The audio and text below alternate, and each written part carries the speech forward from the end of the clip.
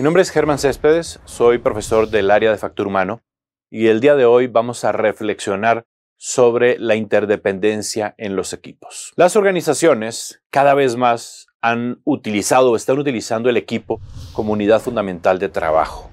Trabajar en equipo es visto casi en toda empresa, en toda institución, como algo bueno. Lo hicimos en equipo, lo trabajamos en equipo. Me gusta una definición de liderazgo que da un autor brasileño que dice: ser un buen líder es lograr resultados de manera sostenible a través del equipo. Ser un buen líder es hacerlo a través de la gente, hacerlo a través del equipo. Uno de los elementos fundamentales que constituye lo que significa ser un buen equipo es la interdependencia. Es decir, que mi tarea o mi éxito no está asociado solo a mi tarea personal o a mi responsabilidad, a mi rol individual, sino que se asocia también a la dependencia que tengo de que otras personas, miembros del equipo, miembros de la organización, hagan su trabajo. Mayor interdependencia normalmente significa mayor posibilidad de trabajar en equipo. Como parte de una investigación que realizamos, de lo que se ha encontrado en la investigación moderna sobre el tema de interdependencia, llegamos a algunas conclusiones que quiero compartirles en este video. En primer lugar, la interdependencia en los equipos se crea primordialmente de tres maneras. La primera, la más evidente, la más obvia, generando un objetivo en común, una meta en común, algo que nos une, un propósito que compartamos. Hacer equipo significa que las personas psicológicamente, desde el punto de vista emocional, conecten con un propósito en común. Si no existe este propósito en común, si no existe esta meta en conjunto, probablemente tengamos un equipo débil. ¿Cómo creamos interdependencia? Una forma muy práctica, muy funcional, pues es estableciendo responsabilidades, accountability, como se dice en inglés, y remuneración o compensación asociada a la meta en común. ¿Queremos crear interdependencia? Seamos claros en alinear la comunidad de la meta con la comunidad del dinero, del salario, de la compensación y de las cosas que esperamos que cada uno de los miembros del equipo aporte. Una tercera forma de crear interdependencia es generando tareas o estableciendo, construyendo, diseñando la tarea de tal manera que necesitemos de los otros. Esto no es difícil en un mundo como el de hoy, que tiene muchísimas complejidades, muchísimas incertidumbres, donde una sola persona no puede comprender o entender la complejidad de un fenómeno, de un mercado, de un producto, de lo que está pasando en la economía. Necesitamos la opinión de los otros. ¿Por qué hacer las cosas en equipo? Porque mejora nuestra decisión, porque cuando tengo el punto de vista de otras personas se enriquece mi perspectiva.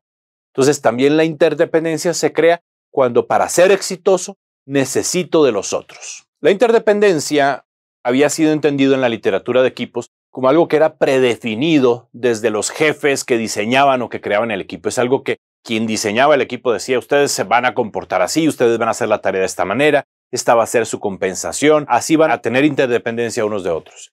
Algo que ha ido cambiando en las nuevas formas de organización con los equipos virtuales, con la economía globalizada, es que los equipos ya no son interdependientes de la misma manera. La interdependencia no es un algo dado, no es un algo preexistente diseñado por alguien externo al equipo. La interdependencia cada vez más es algo que el equipo mismo debe de ir creando, debe de ir generando. Tenemos en los equipos cada vez personas mejor preparadas, más autónomas, que toman decisiones de manera independiente, que entienden su realidad y para responder de manera rápida ante esos nuevos retos, ellos mismos deben de diseñar cómo ese trabajo debe hacerse. Es decir, la interdependencia o la interdependencia en la tarea no es algo que venga dado desde antes, sino algo que se va dando según los retos que va enfrentando el equipo. Necesitamos crear equipos que respondan de manera rápida, de manera flexible, de manera resiliente ante los retos y por lo tanto, más que darles unas funciones previstas, predeterminadas, desde una jefatura que lo entiende todo,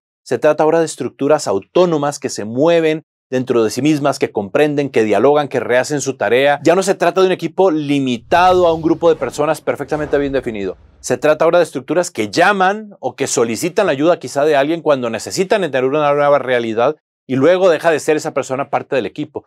Es decir, estructuras mucho más abiertas, mucho más flexibles, que no son esos equipos rígidos, congelados que pensábamos antes. Una de las preguntas que debemos hacernos como directores de equipo es: ¿qué tipo de equipo necesito para ejecutar de manera eficiente y eficaz la tarea que tengo enfrente?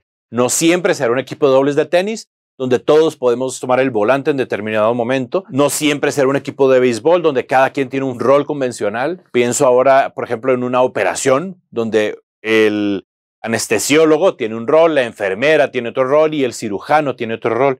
Tenemos que pensar equipos que se ajusten de manera adecuada a la realidad o a la tarea que debo de enfrentar. En esa multiplicidad de equipos, por ejemplo, tenemos equipos por proyecto, equipos que existen para una tarea muy particular durante un tiempo preciso. Hoy las empresas utilizan el trabajo por proyectos o los equipos por proyectos como una forma de aproximarse a un proyecto o a una tarea que debemos de realizar que cierra y abre en un tiempo muy particular. Bueno, pues es un equipo diferente, es un equipo que requiere también que exista este alineamiento entre los objetivos, la compensación, que requiere un líder que logre establecer un diálogo entre las diversas partes de especialistas que tiene un criterio técnico. Otro equipo que es muy interesante de analizar es el equipo de alta dirección.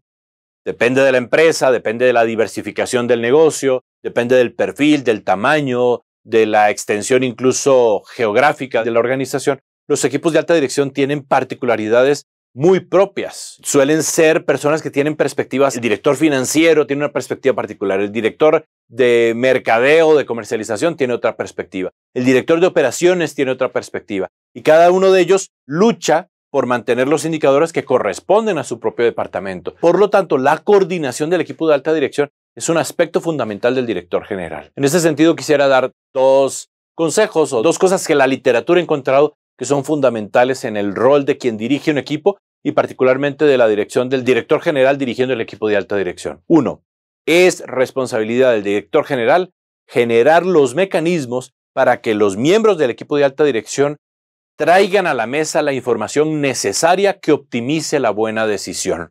Debe obligar de alguna manera a que los directivos funcionales traigan esa información que quizá no quisieran compartir porque no conviene a sus intereses, o porque no conviene a su perspectiva, o simplemente porque no se dan cuenta que es necesaria para que el equipo tome una buena decisión. Y lo segundo es el alineamiento en los intereses.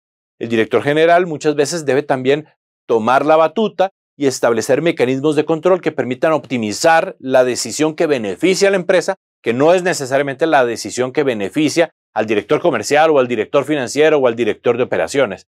Tiene que tomar esa perspectiva integral o integradora y tomar una decisión que alinea los intereses de todas las partes por el bien de la organización. Tercero, el director de un equipo tiene que establecer mecanismos para resolver el conflicto. El escalamiento del conflicto a nivel personal es una de las razones por las cuales la eficiencia en los equipos disminuye con mayor frecuencia. El manejo del conflicto es un aspecto fundamental.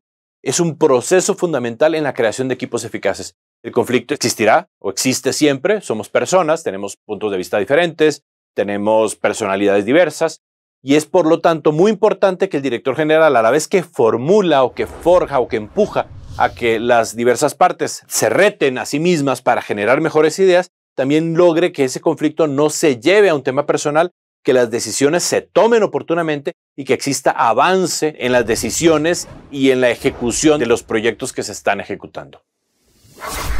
IPADE